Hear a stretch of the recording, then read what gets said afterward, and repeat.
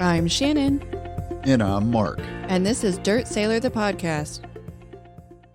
Happy Throat Punch Thursday. Well, happy Throat Punch Thursday. How are you doing on this fine day? I'm doing pretty phenomenal. How are you? I'm doing all right. I'm here. Just all right? Just all right, but I can't complain. Well, I guess as soon as you get your own studio, so you don't have to come use the backup studio and drive so far, it'll be more than all right. Much better. Yes, sir. So not a complaint, but all of this rain has led to another truck getting stuck on our property. So this is the third time we've had somebody get stuck or damage our property. And all three individuals thought that it was okay to drive off of our driveway and to go into the dirt despite the rains. Do you mean that the asphalt you have and the concrete is a driveway, which you're supposed to stay on when you don't own the property and you're coming to deliver something? That's me. And so after it happened for the third time, we had our gate closed, and I went up to the gate to collect a package from the Amazon delivery driver. We have a spot near a secondary mailbox for them to drop if our gate is closed. I was home, but I was homeschooling the girls at the time, so I had the gate closed, can let the dog out and not have to worry about dog car sort of situation. So they come up to make the delivery. I walk up to take the package, and I do let them know, hey, UPS just got stuck. So I would advise staying on the driveway. So like back up in a straight line. And it was the slowest backing up that I've seen from a passenger van size van. Well, I'll tell you, if everybody will stick around towards the end of the podcast, I will tell you why in Fresno County and Madera County, it's so important to stay on the asphalt or concrete in the wintertime. Sounds good. But keeping local and wanting to talk about all of the rains that we've been getting, in Tulare County, all of the downpours has led to the reappearance of what's called a ghost lake. So the lake dried up 80 years ago, and with this past week's rain, you're seeing the reappearance of the ghost lake. In Tulare County. Yes. I happened to drive by the ghost lake on Friday of this past week, and it was big. Yes, and so evacuation orders were issued for residents of the communities in Tulare County where that lake dried up around World War II because of the hefty rainfalls. We saw its reappearance. I just thought that was pretty cool, that a lake that has been gone for 80 years. So I just wonder what the analysis is. Is it global warming? Is it global cooling? Is it climate change? Is it the fact that someone has been seeding the clouds recently, according to what I've been reading? I've been reading that too, that they are not causing clouds to form, but what they are doing is causing more precipitation to fall in a time frame where that much precipitation would not ordinarily fall. So I guess you would call it like the new ag equipment, the almond shakers, where they grab a hold of the tree and just shake the bejesus out of it to knock all the nuts down. So they're basically just seeding the clouds, and it acts like a shaker, so it's shaking as much precipitation out of the clouds as possible. So it makes me wonder, though, if we are seeding these clouds earlier than they would normally, allow rain to fall, are we taking rain away from another area and possibly causing a drought to happen elsewhere? Because the clouds, generally speaking, keep going. Well, it could be, but all like Arizona, I guess I could go with you here, or go with me. Arizona gets the monsoonal rains. So maybe if we drain all the moisture out of the clouds before they get to Arizona, we will help prevent their flooding. We'll have water for our millions of citizens, and they will be happy and unhappy at the same time because there will be no more flooding from monsoon rains, but they'll have to continue to draw out of their wells like we do. One solution, one problem. Well, I would like to say that Somebody created it and they're trying to be the fix. Well, maybe they will be. Maybe this is the fix to our problem of lack of rainfall. So I do want to keep on the same sort of topic. So we've had stories over the years that have said we are in such a drought that we are going to climate change is causing all kinds of problems. We're in such a significant drought and we're just not going to recover from it because we haven't quit doing the things that have led us here. However, climate change has been that language that they get to say whether it's a great flood or whether it's a drought. Either way, it's climate change. Well, I want to go back to a 2019 article, and this was posted on Weather Underground by Dr. Jeff Masters. It was published March 5th, 2019. Headline, a nearly $1 trillion California flood likely to occur within 40 years. And what was said in this article is that a 1 in 200 year flood in California costing nearly $1 trillion, the odds are steadily rising due to climate change. Well, apparently it didn't take 40 years. I'm not quite sure that we're at $1 trillion with all of the damages because some of it still needs to be assessed. But this massive storm cycle that we have been in this season has caused significant damage. Even though California has been prone to massive flooding before. So on one hand, this doctor says it's going to be caused by climate change, but the Great Flood of 1862 in California tells me that this is something that occurs in a cyclical fashion anyway. Absolutely, and people have short memories. And like I've said multiple times on this podcast, when they can take a volcano, like over in Hawaii, when it's erupting and these scientists can just go shut it off, I would say that they can control climate. Do you know who the PhD Jeff Masters is? You know his backstory? I do not know his backstory. Let me give you a quick backstory. So he worked as a hurricane scientist with the NOAA hurricane hunters from 1986 to 1990. After a near-fatal flight in Category 5 Hurricane Hugo, he left the hurricane hunters to pursue a safer passion, earning a 1997 PhD in air pollution meteorology from the University of Michigan. In 1995, he co-founded Weather Underground. Oh, so he was publishing on his own website, basically. Yes. Very interesting. I did not realize he was an actual co-founder of, or founder of Weather Underground. That is very interesting. So he did earn his PhD. I'm not saying he's not a scientifically knowledgeable individual. However, when you pick these decades-long time frame, it's either going to happen or it's not. So most people, as you said, memories are short. 40 years from now, if it had not have happened, we'll still see the money toll on this one. If it had not happened, they just would have changed the date. They would have future forecasted. This guy, given that he's been working there since the 80s, may have passed away or be so far retired from his position he's not contributing anymore. And then life just goes on. We get to forget about it. It goes on into some history book or some history internet tab, or possibly deleted altogether. Well, yes, and it's interesting to me that us as humans like to keep records, and we have to have a first, second, third, fourth, fifth in any entity or anything that's done: sports, weather, medicine, scuba diving, fishing, hunting, on down the line. And you know that February 2023 was Earth's fourth warmest February on record. Fourth warmest. Yeah, so that would be recorded history.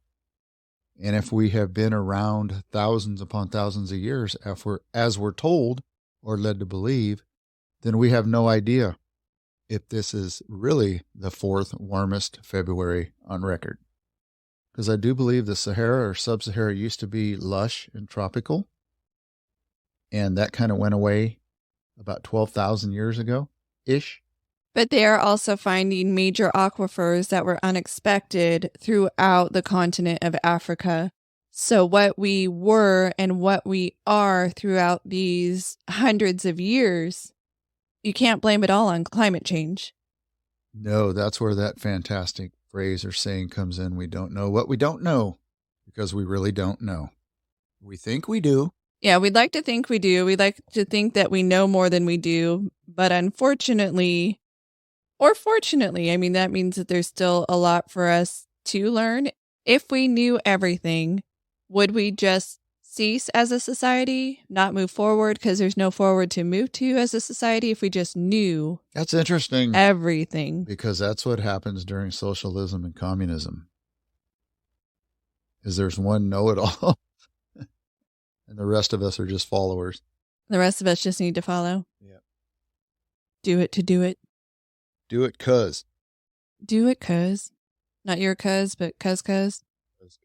Yeah, we also saw a land spout. Just want to make mention of the land spout that we saw in Los Angeles, one person injured. So it was essentially considered to be similar to a tornado. It was technically an EF1 tornado touchdown in Montebello, so it would be a tornado, but they are calling it a land spout. Unclear, land spout or tornado, but we have seen tornadoes burning down our state, flooding our state.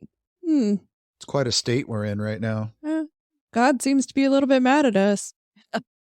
Scratch that. Satan talking. See what happens when you re-elect our current governor? We can't seem to get him out with the vote, so we're going to make him look bad through the weather underground. Just kidding.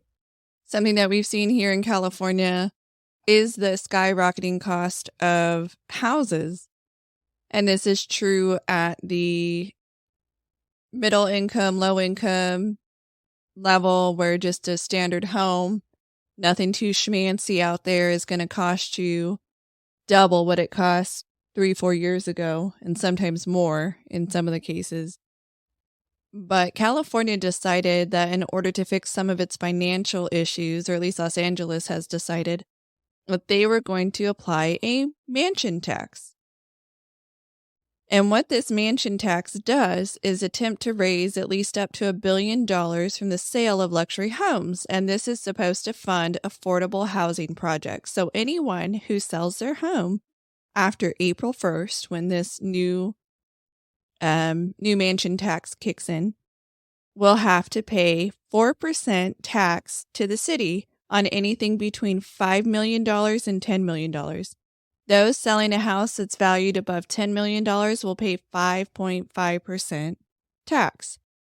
And this is supposed to fund Los Angeles affordable homes, and it will help the homeless crisis and, tax. So one property broker even offered $1 million bonus to any estate agent who can sign a buyer up for a $28 million Bel Air mansion before the deadline, because these taxes are going to be hefty hits, and that could cause people to actually not sell their mansions and to hold on to them longer, which it would hit real estate agents financially. Yeah, you'll see them nice mansions become part of VRBO. You'll be able to rent a mansion for $10,000 a week. So it's interesting. What's the current percentage of property tax in California? It depends on your county, because each one can actually levy certain specific taxes that others do not have. For instance, Fresno, the city, actually not even just every county, even within cities, it can vary, the cities within counties.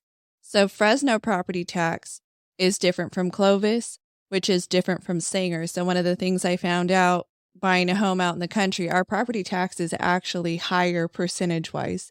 So Fresno hovers, I believe, somewhere around 1%, just north of 1%. And Sanger is 1.1 or higher. Okay, so in Southern California, let's say in the Hollywood area where houses are really expensive, it's 1.25%.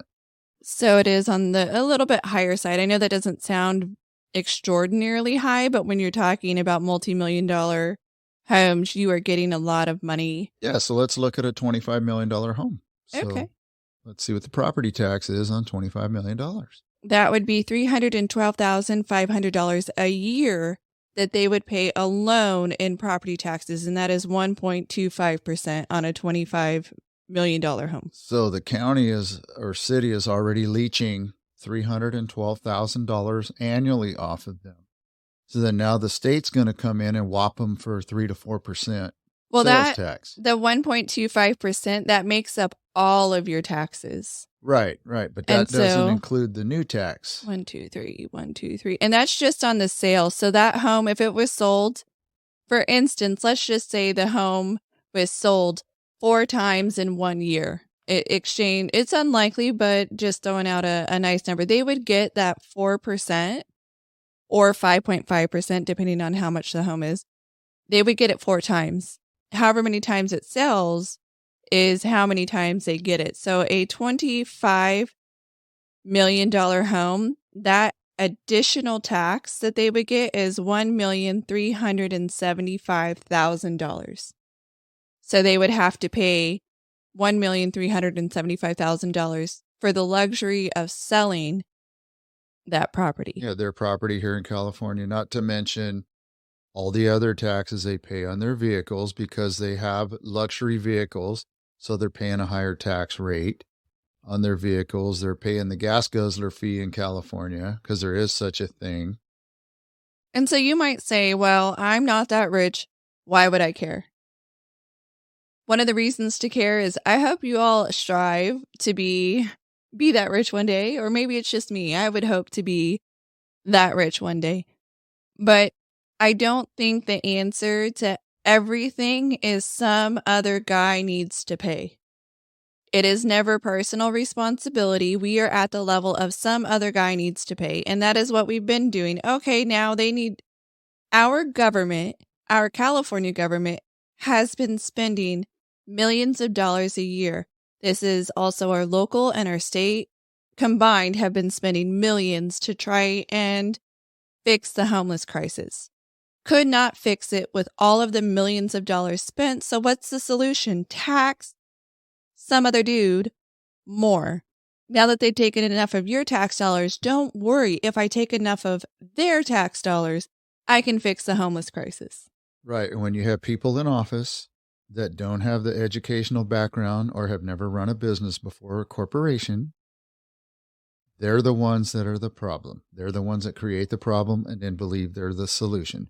So at what point do you stop? What's the percentage that they're content with of your income? Is it 60? Is it 70? Is it 80%? How much do they want? Oh, wait a minute. If we go to digital banking, they're going to get 100% of it. Right. And it will not end because we've seen it start with the millionaires. That's how our income tax system really started, was they said they didn't really put limits on it, but then they told us on the side it was going to be the millionaires above $1 million. And look at how they started including everybody in that. And then we say, okay, sales tax. How often do you hear, oh, we only want to get 1/10 of 1%. So we only want to add a little. It's okay. It's for a good cause. Well, everything's for a good cause. If it really worked, if there was really an example of society getting better for it, okay. But they've been taking and taking and taking with your city tax, your local area tax, your income tax. Everybody's been taking just little by little. And I would say that we're not better for it. You can look at any roadway we drive on here in California. We have terrible roads. And they raised our taxes and raised our taxes, telling us it was going to be better. And it's not. We still have a train to nowhere. Billions on top of billions on top of billions that we have spent, and we still have a train to nowhere. They can tell us all they want that they have a good plan for it. But the reality is they misuse our tax dollars. So now just telling you this other guy's the bad guy is the new way for us to vote and get more taxes. I will get them more taxes because we're not getting it. So most people that are wealthy like that, if they're not actors or actresses, are generally business people. and they know how to run a business for the most part. So do you think for a second that that percentage that they're going to pay extra is going to come from them? Absolutely not. Whatever product they're pushing, whether it's car sales or house sales or makeup or clothing lines or corporate executives that do other things in the medical field, they're just going to raise the price of their product. And the simple people like us Are going to end up paying for that tax. It's yes, just we going to are. come in one way or the other. And worst case scenario in not collecting taxes would be that they start to hold on to the properties for longer. So then you can only be a renter. You're going to see less ownership and less changes, which means that the value basis is going to remain constant, because when they sell the homes and the price has increased, that makes more money annually for the tax system anyway, because it's based on, you have a certain cost basis. And we also have a law on the books that says how much and how often the tax basis can be raised. So if homes aren't turning over as often and people are holding it, you're going to have a situation, even in millionaire and billionaire land, where people are not going to be buying the homes. The same people are going to be holding on to those homes, so that tax is not going to be realized. Cause and effect. And just my little 2 cents on that. But hey, I guess we'll see. If a year from now they're collecting major dollars, then I will eat crow. And houses are turning over at the rates that they wanted them to turn Well, over it doesn't matter, because even if houses do turn over and their coffers fill up again, it's going to be this same cyclical thing where they misappropriate it, they misspend it, and then they're just going to go after the next crop of millionaires and billionaires, and they're going to come up with more creative ways to raise taxes and fees. And the end result is the middle class and lower are the net losers. So do you remember, it's been a few months, we talked about a news reporter that got disappeared by the FBI? I do. So there was an article out of Rolling Stone magazine that talked about an ABC News reporter that had his home raided by the FBI.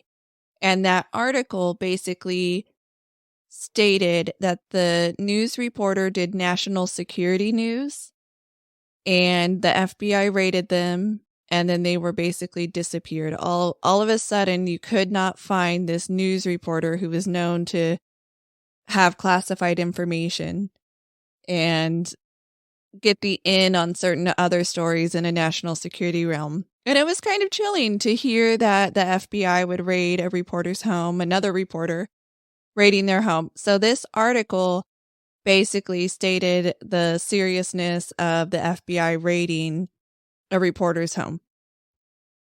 Turns out there was more. It turns out that the individual who wrote the article put in a caveat in there about the news reporter, the ABC News reporter, which was that he was suspected of having child images, inappropriate child images on computers. And so they put that in their article so they would let people know that, yes, he had this history. Yes, he was a news reporter. However, this is what he's suspected of. That didn't make it into the final cut. And the editor cut that part out of it. So then here I was thinking, wow, FBI has gone after a news reporter. This is crazy. And now when you get the whole story, they knew, the Rolling Stone and the editorial staff knew that when they chose to cut out vital information from a news story. What? They did some fake news? They did. They slanted the news essentially in favor of this ABC News reporter because he would still be thought of favorably. Was his name Meeks? It is. His name still Meeks. He hasn't Epsteined himself yet. So, yes. Well, apparently he resigned from the network and he was hiding at his parents' house. Yes, but the way they slanted Yes. the article was to say that he was disappeared by the Yes. FBI. Correct. It's amazing how you can wag the dog somebody or something, huh? Absolutely. So we talked about it, and I do believe I mentioned that I was surprised at the FBI doing that. So now we have more information, and apparently it was not the writer of the article. It was not the journalist who wrote the piece. It was the editor. Well, when you don't have truth tellers, they tend to send people off in the wrong direction. And then we claim it a conspiracy theory. And when it's proven to be true, then they still look at us in a different light as we're the bad guys, and we're not. Yes, yes.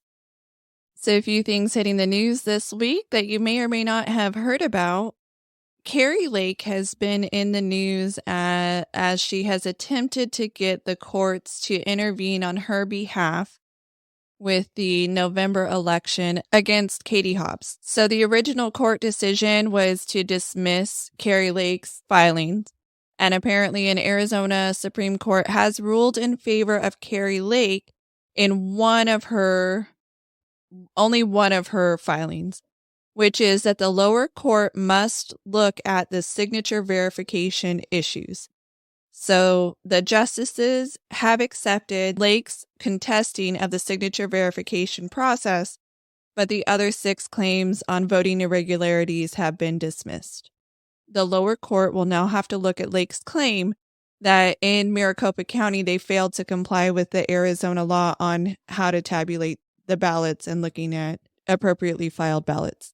Interesting. How long's it been since she lost? Well, November. And they swore in Hobbs in January, so it's been 4 months, and then 2 months since Hobbs was sworn in. So maybe we need to go a little faster. We take way too long on something this vitally important, and it's so important that it needs to be meted out early, and merely dismissing and calling that good justice without looking at the underlying filings. Carrie Lake could be off her rocker and everything that she filed could be completely wrong. However, when you have videos and you have timing issues and you had reports of thousands of outages, or at least hundreds of outages, I don't know if it rose to 1,000, but hundreds of outages people were claiming on election day. And I even had an outage here in Fresno. I know that that doesn't impact her, and I don't vote for her because she's not in my state. But I had an outage, and I had a ballot that couldn't be read. They couldn't get the machine working, and so they actually had to switch me to a different machine. So it happens. I get that, but the sheer number was very coincidental because the person in charge of making sure the elections ran was Hobbs. Is the new governor of Arizona? Yes. Amazing, isn't it? And even if there was nothing wrong and it just turned out that Hobbs was bad at her job and elections couldn't run smoothly, that even needs to be looked at. There's just too many irregularities and inconsistencies nationwide during every election cycle. Heard an interesting tidbit yesterday by someone that is a statistical person and was watching the number of votes during the presidential election when Biden won more votes than Barack Obama and our current president at the time. That person stated that it was almost mathematically impossible that Trump should have won re-election. However, the next morning he woke up and the numbers changed hands.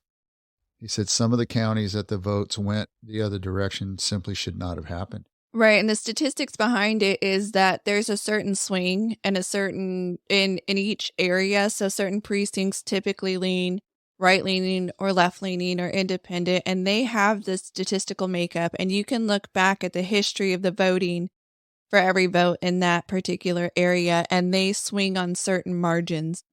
For instance, if California tabulated the votes in November and it was 90% Trump, everyone should have been saying there's a problem. Absolutely. Because we are 60+% Democrat leaning here in California. So if there is a wild number that swings too far the other way, it is a statistical improbability, and in some cases, a statistical impossibility because certain places had over 100% voter turnout. Yeah, one of the counties had like 120%. That's pretty good. The dead rose to vote. The dead came to life to vote for Biden. And, you know, they would have had me on an honest election had they made the statement, they being the news media outlets, that Biden simply beat Trump. But when they had to tout the fact that he received more votes than Barack Obama, our first black president, who I didn't vote for, but he was our president. And he was a powerhouse. Yes. He had people behind him. Yes, and he is still a really good orator. He's not a dumb man by any means. And I'll say it again, and we've probably said it 50 of the 70-some podcasts. There is no way that our current president received more votes than Barack Hussein Obama. Agreed. If I Agreed. want to add to that, if he did, that means that we didn't need to go out and vote. Nobody did. Who's the owner of Facebook? Mark Zuckerberg. Mark Zuckerberg. The other Instagram is them as well. Yeah, Instagram is now owned. Twitter. Yes. Just those leaders single-handedly changed the course of this election. Absolutely. And in fact, right now on Capitol Hill, they're talking about TikTok. And there's a lot going on with TikTok. And why that is important and why that relates is the fact that these companies are able to not just swipe your information. I know we've talked about that before, where they get everything. They can get your bank account, they get your household, they get your dog, they get your cat, they will get your property location, they will know everything about you. They do keystroke logging so they can figure out your passwords. They will know everything about you. But it's not just that. It's the fact that they will feed you certain videos of specific pieces of information, whether true or untrue, to help sway your mind. Because when you are seeing things over and over again, you start to think it true. And so that's something that TikTok has done. The leaders at Instagram have done it. Facebook has done it. If you stop certain videos from getting out there and then you only allow certain other videos, they sway your opinion on topics, and that is what these companies are doing. Why is it bad if TikTok or China does it? It's because it's a foreign government, and there's another level of interference. None of them should be able to do it, in my opinion, but that's just another level of interference. Absolutely. There's different names for it. To me, it's mind manipulation. And back in the 60s and 70s, with the advent of television and commercials, you used to watch a commercial and just in the corner of the screen or right in the middle would flash, Hostess Ho-Hos or Twinkies, or for subliminal adults, messaging. Yes, subliminal messaging for the adults in the household, beer, cigarettes. And that would, in somebody's mind, send them to the store. Hey, I'll be right back. I'm going to go get a pack of smokes. I'm going to go get a pack of Twinkies. And they're doing it now on a grander scale. They're much better at it. The technology is much better. And they're able to sway the minds of youth and young adults and middle-aged people to the point where they will stop doing what they would normally do, and they'll start acting and reacting in different manners. And something that we just saw on Capitol Hill is AOC coming out for TikTok. Not only did she come out for TikTok, she created a TikTok account just so she could release a TikTok video talking about why it would be bad if they banned TikTok. Why is that important? Well, she has an opinion. Other people her age group have an opinion that it's just a fun little program that you get to do fun videos on and pass information. But what should be known is this is the same woman who sits on the Hispanic Congressional Caucus Foundation, and she sits on the advisory board of that same foundation. And they just received $150,000 in December from ByteDance, the parent company of TikTok. So it kind of looks bad that she is stumping for TikTok when she sits on the advisory board of the Hispanic Congressional Caucus Foundation and has received 6 figures for said foundation. So what do we call that? Quid pro quo. She's a part of it. Same with another member of the Congressional Black Caucus doing the exact same thing. They have been donating to the Congressional Black Caucus Foundation as well. And so many Democrats have been coming out in support of TikTok, and they are quid pro quo Joe. No, they are receiving money for stumping, essentially, to and keep that's them. the theory of what happens to these young folks when they win a congressional seat or a Senate seat. They go in with the purest of minds, the purest of hearts, and shortly thereafter, they're corrupted by their leadership and the money that they can make by doing 1 or 2 terms in office in D.C. Just look at Joe, our president. He has never had a real job his entire life.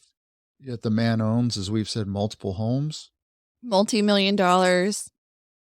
He is now said to have received, or at least the Bidens are said to have received money through one of their businesses after said business received disbursements from China. We're talking millions, and then the business partner breaks up those payments into smaller payments for the Biden family. So there's more information coming out that they have been doing this for years. And it's while Joe Biden has been vice president, while he's held office. He only didn't hold office from 2016 until 2020. Because he was VP until 2016.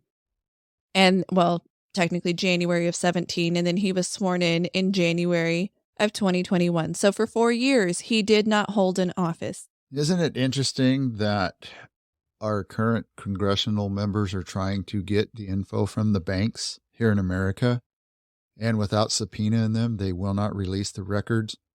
And Joe and his family have a deep connection with China, and it was a Chinese bank, financial institution, that released the first batch of information on how much money they had sent him. They did not get the information by subpoena. So Hunter Biden must have messed over China in some regard for that company. What that institution through the Chinese Communist government is telling the Bidens is, we have the goods on you. You better play nice or we're going to release the rest of it. A fun little lighthearted story about China is that when Joe Biden recently went to Canada to talk about climate change, he went with a 75-car motorcade in order to address global warming. But something that came up was a gaffe in which he was commending Canada, but instead of saying Canada, he commended China for all that they're doing to address global warming. He is a gaffe machine. This is one of his many, but he recently commended China for all that they're doing. That's because the parts per million in the chemical that they're giving him to keep him coherent starts to get low. Like a fuel tank on your car, you start to run out of gas. Because they say he was gassed while he was up there. He was very winded.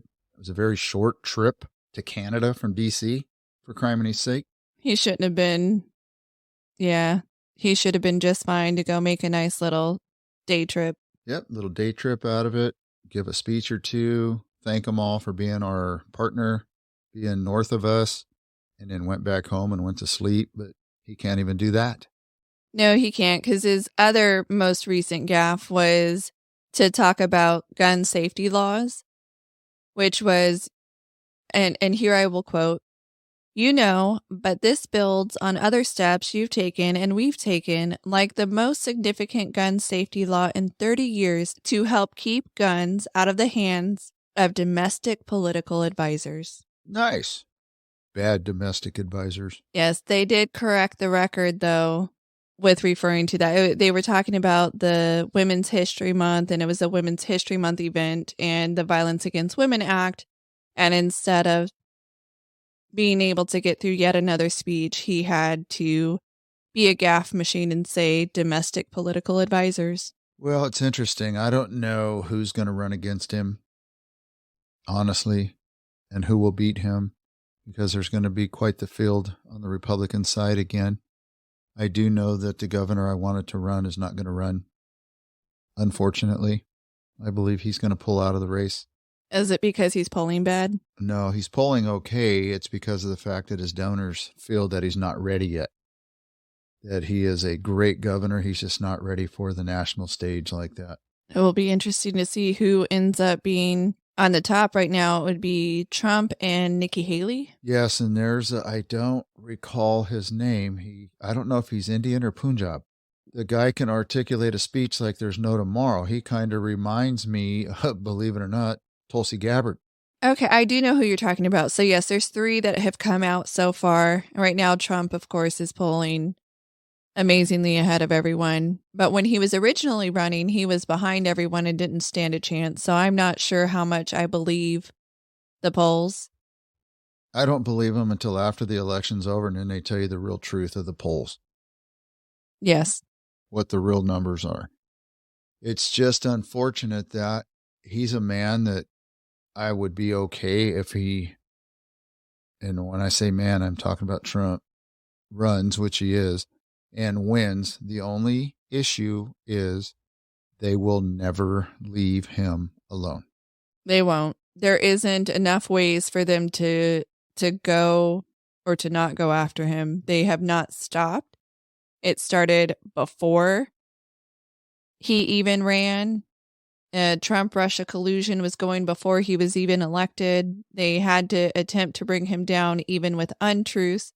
And so you can have truths out there, but when you try so many times with lies, I just don't believe you anymore. Absolutely. So unfortunately, we did have a very sad situation here in the United States, which is a Christian school in Nashville just had a female shooter come in and kill at least 3 adults and 3 children. It was a K through 6th grade, and this 28-year-old woman came in and shot multiple people, and within 14 minutes, the police were able to get out there and attempt to stop her, which they did. They actually were able to stop her, and they killed her. But we now have a mass shooting, and we see three students and 3 adults that have died. Yes, and unfortunately, we go right to what kind of weapon was it? What kind of weapon was it? Was it an AR or was it a shotgun? Was it a pistol? I think we always look at this from the wrong angle. What's the history behind the person? What would drive a person to do something like this? And they've identified the person's name now, which I won't repeat. They've identified how that person identifies. I won't talk about that. It's okay. Taking guns away from Americans is not the solution, just like throwing money at homeless and drug addiction is not the solution. We need to dive into what's really causing this, what the root cause is, and attack it from that avenue. They need to bring the smartest psychological minds, psychiatrists, psychologists together. They need to bring every organization to wherever, the White House, to the Dodger Stadium, whatever it takes, and analyze what's going on here and try to come up with a fix. Because it doesn't matter if you ban all machines that propel bullets, because you have countries around the world that have zero tolerance, and there's still mass shootings in those countries as well. Since the 1960s, I believe it's since 1966, we have had 4 female mass shooters. And with that, 2 of the female mass shooters were committing the crimes with males. And so essentially independent, we've had 2 female mass shooters. Is we saw another mass shooting with another individual who identified as LGBTQIA out of Colorado. And in that particular case, they went after a LGBTQIA friendly club.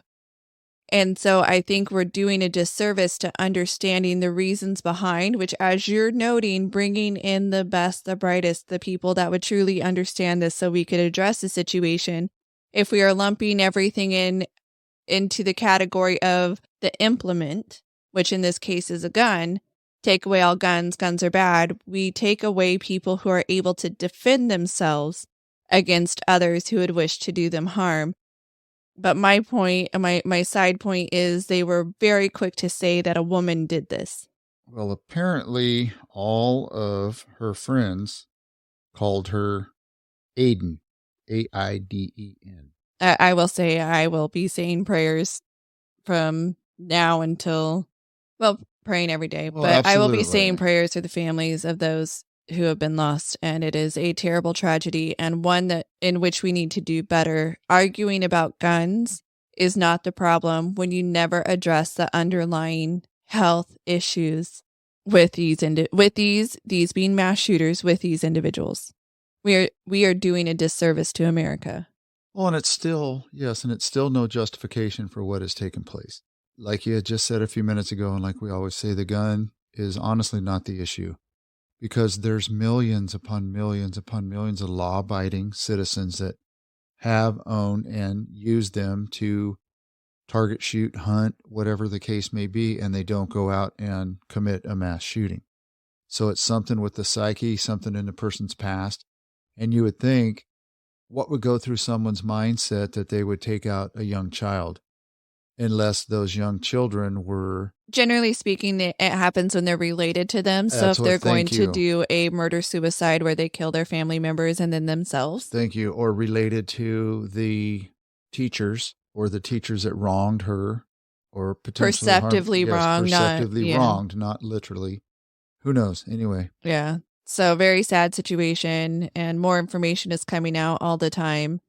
But it is just extraordinarily disgusting that we are talking about another mass shooting when we only get upset with the implement and said if we just ban these, and I will say it again, if guns are solely the problem, then our leaders need to tell all of their security people to get rid of theirs and prove that it's the solution.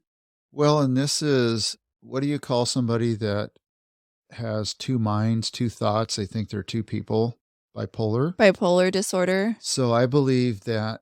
No, that's not Well, I believe that leaders in our society are conflicted and have two different mindsets, or their personalities are split personalities, or something's up with them. Because on one hand, when something like this happens, they all blow a gasket immediately.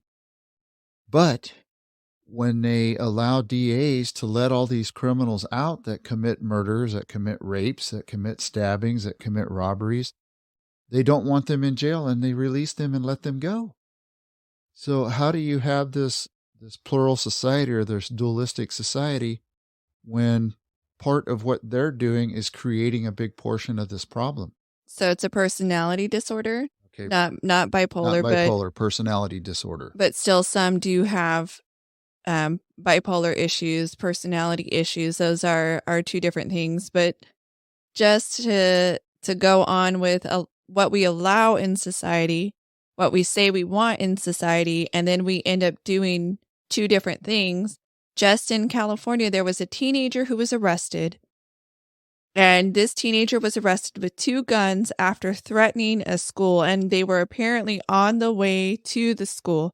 They made posted threats against the school on social media, and they were caught carrying these stolen guns in Los Angeles. And the Los Angeles District Attorney, George Gascon, actually initially rejected the entire case, the filing against this criminal. Actually just flat out rejected it and said no. They may not have had some of the components for the threats, but they had the individual with the guns. So that alone should have been a charge for this individual. And then they can go if they didn't have enough for the threats and the location and stuff like that, they could have gathered more information. But Gascon actually just rejected the whole thing outright. How do you say you're anti-gun when you're willing to allow a person free and not charge them immediately and then build from there? Right, and it's happening nationwide. So that's why I said it's a duplicitous thing. If they're not going to punish on one hand, then they can't look at this case here that just happened and say, oh my God, it's X or it's Y. They don't have a clue what they're talking about. No, they do not. You know who else didn't know what they were talking about? Who's that? Was the news media. Well, actually, they did know what they were talking about. They were hiding Fetterman's condition. Oh, yeah. They took part in shielding him. Yes, and he has now missed more roll call votes than any other senator, I believe, in Senate history. He's missed 83% of the roll call votes.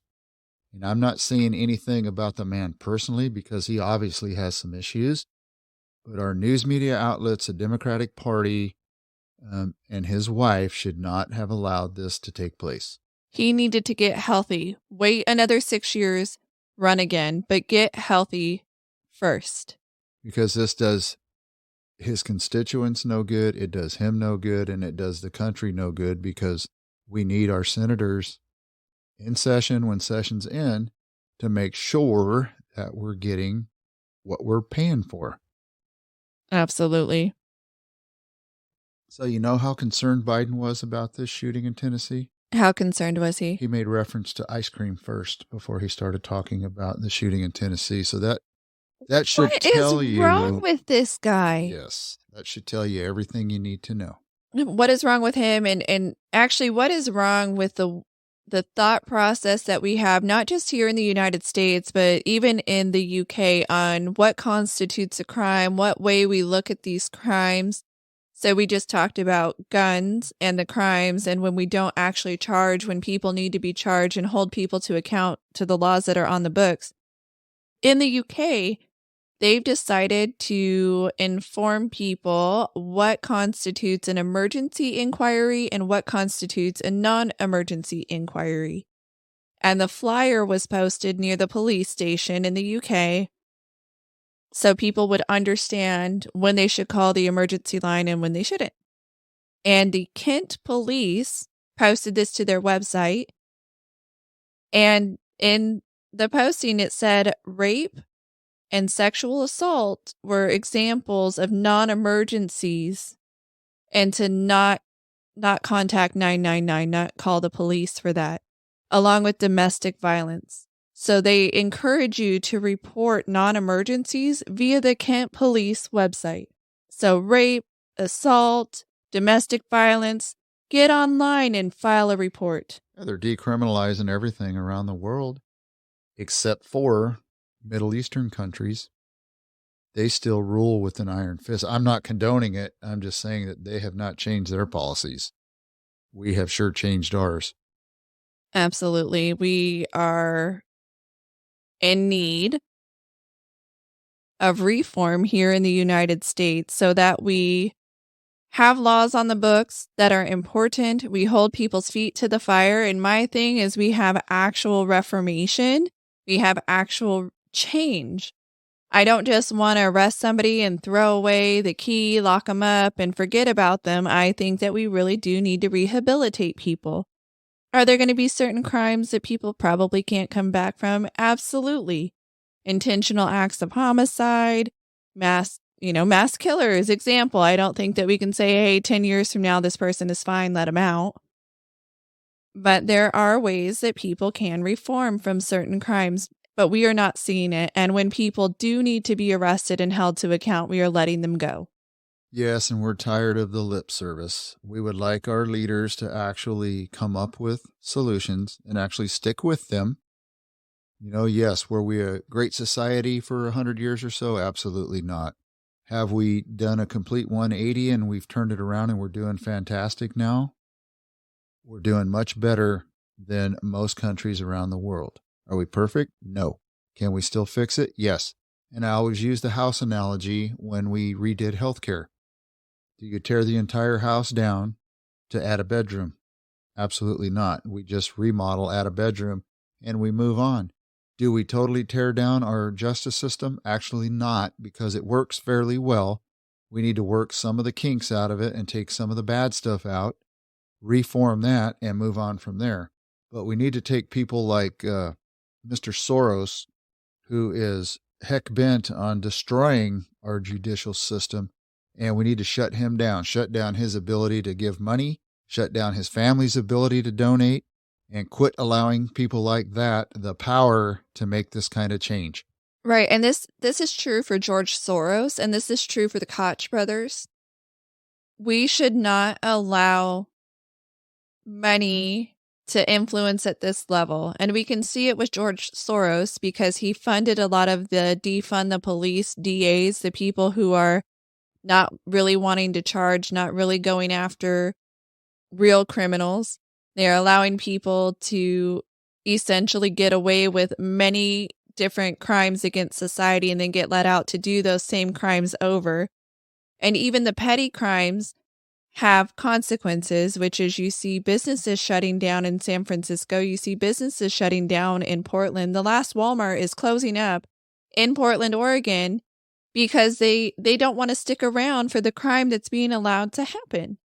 And so you have everything from the petty to the big crimes, the felonies. And this is funding through Soros. This is funding through people who should not be allowed to influence our society. It's almost as if they just get to play God or the appearance of God and have all of these little things that they do across. We should not allow this. And it's good that these businesses do actually close when the municipalities don't provide protection for them, because their first goal should be the safety of their employees and the safety of their customers. If you can't provide that, then you shouldn't stay in a city or a location. 100%. Do you remember us talking here recently about all these global climate dudes flying around in their corporate jets?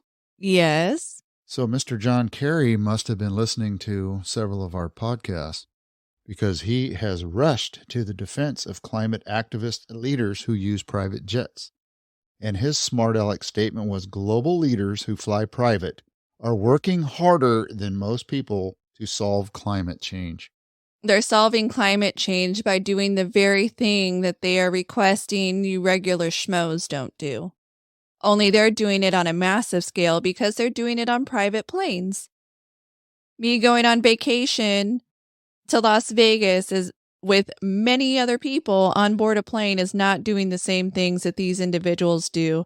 And he still claims that he's flying commercial and that they sold their plane and he hasn't been doing the non-commercial stuff. Well, you know, they're the inventors of the carbon offset. So he is basically saying that we sell carbon credits. Therefore, we're allowed to be holier than thou. We can do what you can't do. We made up our excuse that we throw money into. So I bet you if you look at those carbon credits, just look at who's making the money. Look back at who's making the money from the carbon credits, and I bet you they're paying themselves on both sides and then talking about how holier than thou they are. Absolutely. And let me read you the very definition of a carbon credit. A carbon credit represents 1 ton of carbon dioxide that has been removed from the atmosphere. So if a company had 1,000 tons of carbon they needed to offset, they would simply purchase 1,000 carbon credits. So that means, therefore, that statement, you can burn and create as much as you want. You just buy credits. Or how about you just buy credits and then don't use them? Wouldn't that be even better for society? You would show just how much you're doing for society by not creating the problem in the first place and then seeking to attempt to solve the problem that you're creating by continuing to create and solve exponentially? Yes, so I carry on. For larger businesses and utility companies in particular, carbon credits can be earned by reducing your carbon footprint. These credits can then be sold or traded to other companies for a hefty profit. Oh, wow. I'm shocked. Shocked, I say. This is a way to move money around with the rich elitists. And I bet you, if we look into it, since all of these credits and California's been pushing it, and I think the federal government pushed it, I wonder if it's also a way not to get taxed on moving this money around because it does green good. I would say 100%. Gonna have to do a little bit more research into that one because it looks like we have a nice little way of moving money around, but I will look into it further. I'm just saying it appears that way at this time. Isn't it amazing the things that Senator Rand Paul from Kentucky finds and comes up with and talks about as it relates not just to COVID and Dr. Fauci, but to fraud, waste, and abuse within the government, how government employees took unemployment benefits and other items during COVID and things long before COVID. And there's always somebody that has a target on him. A neighbor tried to kill him, basically. And now one of his staffers has been brutally attacked and has sustained life-threatening injuries. What is going on here? I never hear of folks from the other side. Go ahead. Getting attacked? Getting attacked in this manner. Not to this degree, but there was one who was recently attacked, but she appeared to just be mostly shaken up, and she was a left-leaning individual. But as far as to the degree of getting attacked, with Rand Paul, apparently now his staffer, and at the Steve Scalise, at the baseball game that they were doing when they were attacked by a Bernie Sanders supporting individual. And I'm not saying Bernie Sanders has anything to do with it. I'm just saying they were independent to left leaning idealists. We have a problem. But if you listen to Maxine Waters, when she says to get in their faces and don't let up, and you listen to these other individuals who say that it's okay to make sure that these people can never go anywhere in public, and when they are attacked, they basically laugh it off. They're supporting the extremism that is occurring, these attacks, and it's encouragement to a degree. Well, these attacks and things like Antifa, it's not a real thing. Oh, right, because they don't really exist, that it's all a figment of the right-leaning individual's imagination. Well, I have really started watching some of these subcommittee meetings, and I've watched some of the new senators from both sides, Democrat and Republican. And I don't throw ethnicity out there or their color or their race because it's unimportant to me, but there's some young ones out there that can really tell you where the rubber meets the road. They're very smart individuals, and they see what's going on. They see what's happened in the past, and they see what a lot of these old goats that have been in Congress for 20, 30, 40, 50 years have done to their institution, and how I think these young ones that are coming up and have taken over are the ones that are going to help fix this, unless their minds get polluted with money and with the leadership being stronger than they realize. I just want to say yes. I speechless, really, which is not a good thing for a podcaster. Negative, ghostwriter. That is not a good thing. You can only be speechless when you have a cold or laryngitis. So after this very, very deep, very big topic, I would like to segue into a little bit lighter topics.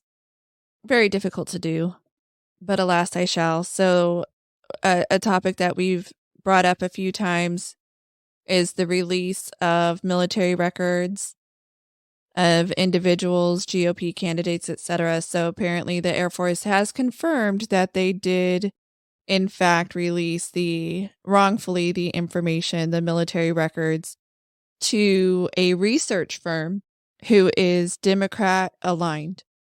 And so what does that mean to be Democrat aligned? Well, apparently this opposition research firm has received money from the DNC to do their work. And so essentially, these GOP military records were released to a DNC-linked group. And they were wrongfully released to by the military. But if you do not hold them accountable with stiff punishment, they're going to continue to do it. Because it worked. So then, do you fight fire with fire? Do you then, in turn, have a Project Veritas do the exact same thing that these dim sides are doing? Or is that what they're doing? They're releasing and retaliating strictly because organizations like Project Veritas are doing that, even though theirs is more in earnest than what they're doing. Well, and they called Project Veritas a non-news organization and terrible people, and they should be discounted, and they don't count. But when you do it for DNC opposition research, you're totally cool. But I would like to also talk about some of the green vehicles that are out there and expectations. For some people, the expectation is more. What they got and what they expected was different. So what they got was more than what they actually expected from their green vehicle or these all-electric vehicles. So one buyer of the Rivian got his dream car after 3 years. It took him 3 years from the time he put down money and got it. And apparently he was just sold on the vehicle. He had relatives who had the vehicle. They loved it. So he got it. And when he made the switch, he was excited because he saw all the videos of what you could do with it, which is it could cut through snow like a hot knife. And he was in an area that he would have to drive through snow. So he was excited. He put his rugged electric SUV to the test and drove on unplowed, snow-covered roads. And apparently it just sliced through the snow. But then he got caught up in a large snowdrift. But he was not deterred. He had been caught out before in other vehicles, so he knew exactly how to dislodge a car from a snowbank. So he got another vehicle to help pull him out. And he sat in his driver's seat, but he was unbuckled. And apparently, as the vehicle was rocking out of the snowbank, he accidentally triggered a safety feature, which is driving and being unbuckled and being in between the park and the drive gears, so being in neutral. And that safety feature rendered the SUV completely useless. Put it into worse than limp mode. It bricked it. And the only way to fix it was to get a tow truck, a flatbed tow truck to tow him out. The nearest service cost him mightily, $2,100. He should buy towing with his insurance. But it's quite amazing that I understand the safety feature. The idea behind it is great. But you wouldn't brick a traditional gas-powered car in such a way. No, they go into what's called limp mode. Yes, so apparently be careful with your all-electric vehicle because you could end up bricking it if you don't have your seatbelt on. Well, you know, it's so interesting that you're talking about electric vehicles because during my little excursion down to Southern California this past weekend, I was watching Tesla after Tesla after Tesla drive by me in both directions. Diesel truck and trailers loaded with 7 to 10 Teslas on them. I'm thinking, you know, it is going to be a new era. It's a pretty cool car. But then I started looking at the road. I started looking at all the plastics in the cars, the tires, and all kinds of other items. And I thought, you know, all these people want to go pure electric now. They want to eliminate petroleum or gas and diesel now. Do you know how many products are made from petroleum or from oil? I don't know the number. Would you like to enlighten me? Absolutely. For you listeners out there and my partner in crime here, it's over 6,000. So that includes fertilizer, flooring, perfume, insecticides, petroleum jelly, soap, vitamins, and some essential amino acids, to name a few. So I wonder if the experts that have not gotten together to help solve homelessness, banks crashing, crime, theft, all the above, I wonder if they've been looking into alternate means to create all these products. Well, is it that we need them, or is it the fact that most people don't know this, so then they won't have it in front of their eyes and they'll think that they've already done the world a good service and that they continue to do the world a good service because they don't actually know what is made. Just like I didn't know how many products were made. So the idea is that they just get to turn a blind eye. I'm surprised that a lot of gas stations now that have the little video screens that'll play you a little sports commercial and others while you're filling up don't have little 30-second Instagram type clips that tell people, hey, did you know? Not only do we provide you with that tank of unleaded fuel, there's also over 6,000 products that our crude creates on a daily basis. They should have to. Yes, they should. So did we not talk about Camp Lejeune? We've talked about some of their water problems. Is there more that you wish to bring up with them? Just one sentence. Camp Lejeune health claims have stalled despite law allowing suits. The lawsuits are piling up against the government related to contaminated drinking water at Camp Lejeune. The number of grievance health outcomes tied to exposure to those toxic chemicals at the Marine Corps base in North Carolina is also rising. So they're probably trying to come up with another number since there's now so many people coming forward. More than they thought. Yes. More than they absolutely thought. And I think that there should be compensation for it, but I also believe that if you did not or do not have current apparent health impacts, you should not be compensated for it. If you can show connection, I know some individuals, like their children were born with disabilities after they drank the water at Camp Lejeune, and then their children were born, and there's a connection there with the contaminated water. Totally get that. And it's possible that they could file you away as somebody who did, in fact, put their name on a list like, hey, I don't have anything now, but if I do in the future, I want it known that I did, stick my name out there that I lived at Camp Lejeune. I know it's a payday for some people who are not currently impacted, and that does bother me. Yes, because unfortunately, even some prior military folks are not honest people. Very true. There have been many cases that have come up with individuals who have received VA disability and they do not have the conditions claimed, and it irks me that I had to fight for 14 years to get recognized by the VA, to correctly get recognized, because at first they said, there was just many different levels. I won't get back into it now. But others were able to either say the right thing, get in front of the right person, and they were just compensated right away for lies. Yes, and that all bothers me, and I don't understand how the U.S. government, well, I guess it's because we can print money on demand. Anytime you need to watch a movie, you just turn on demand on, you can watch that movie. We print money on demand because there's so many lawsuits. Just with the military, we'll just take that entity. It's water, it's oil, it's accidents, it's just name it. Hundreds upon hundreds of billions of dollars in lawsuits against the federal government. And you would think these folks would be able to clean that up as well. Let's make sure we talk about both sides, Democrat and Republican. Clean water, clean air, good food. We send these young men and women off to fight. We send them for, combat missions. We send them for peace missions. And we provide them with what? Burn pits. We provide them with contaminated water, food that's out of date. This is this sum total of the parts thing I talk about all the time. When does it get fixed or end? It's this vicious cycle that's been going on in this government for 100 years. For much too long.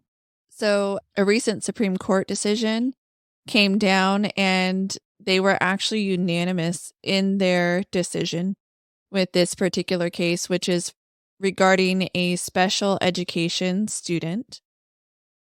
The Supreme Court sided with a student who is deaf and sought to sue his school for damages over the profound lapses in his education.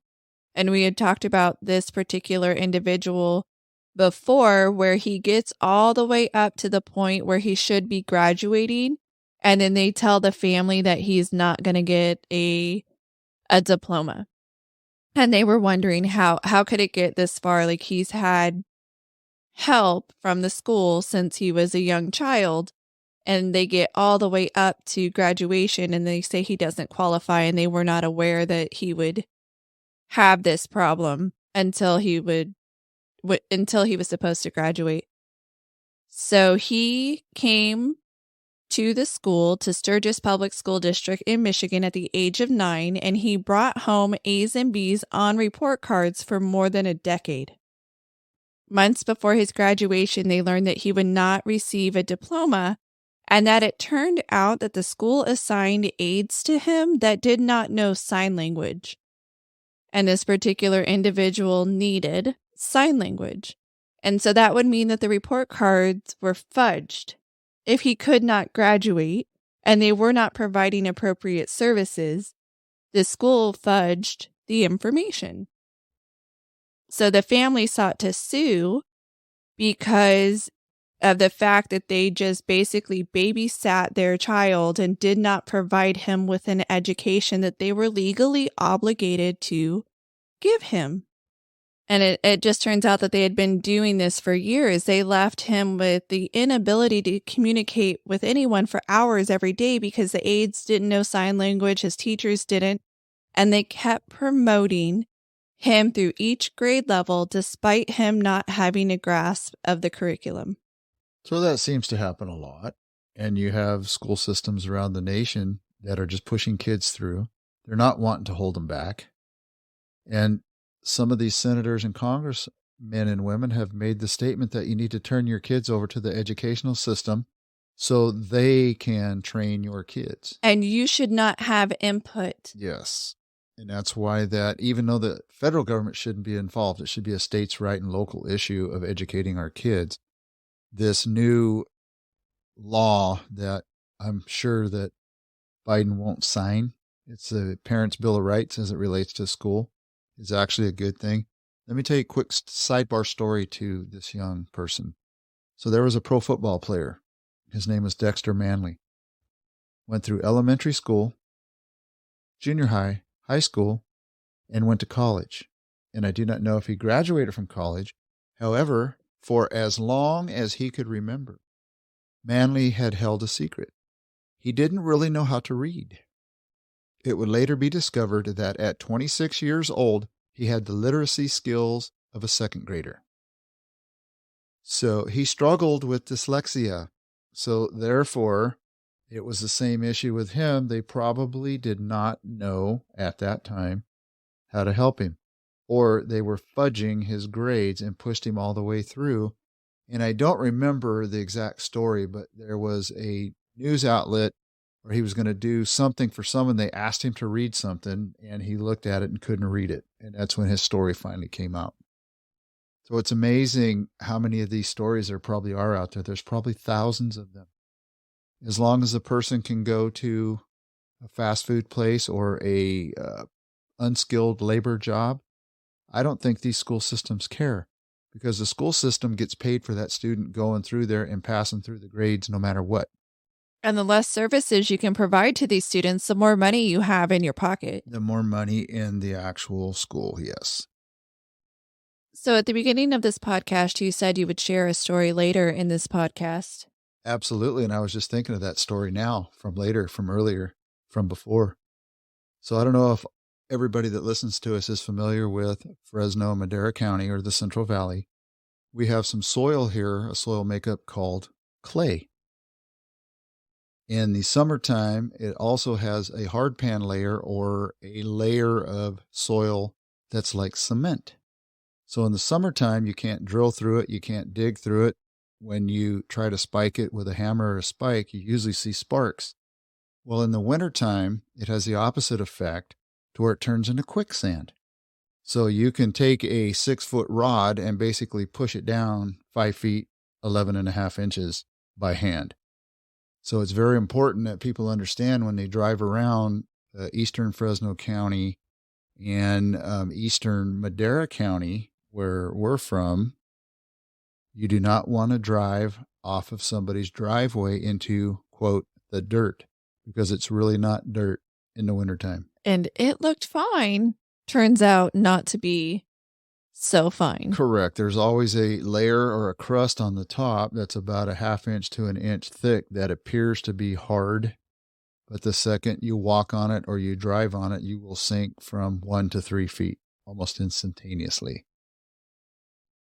True story. Just ask our local delivery people. So we are trying to encourage them now to use our driveway and our driveway only, and not to go off the driveway.